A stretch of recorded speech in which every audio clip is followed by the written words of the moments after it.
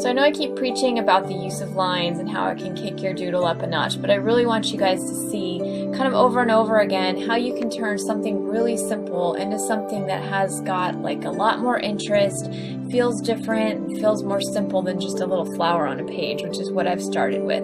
Then I'm going back into it and I'm picking an area in each petal and I'm shading a little bit darker along that line. So I'm picking one side and I'm going into it with the same pen that I drew it with.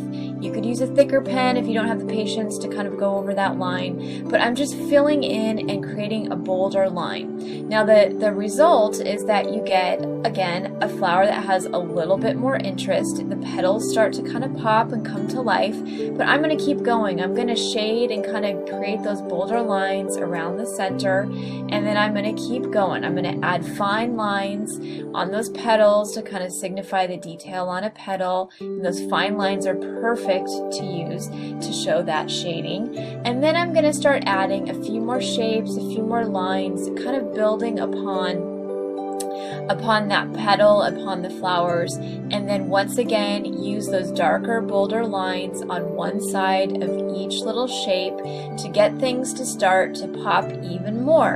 Again, this is just kind of a process of building and building with your shapes, building with your embellishments, and then building with your lines. So I'm then adding some of my little scallops to the edges, and I'm using kind of a finer approach to it. I'm keeping them nice and fine and small and dainty. Then I'm adding lines to the middle. I'm adding those scallops to the middle of my petal. And then I'm going to keep going. I'm going to shade things just a little bit. I'm going to use lines on each side to signify a little bit more detail.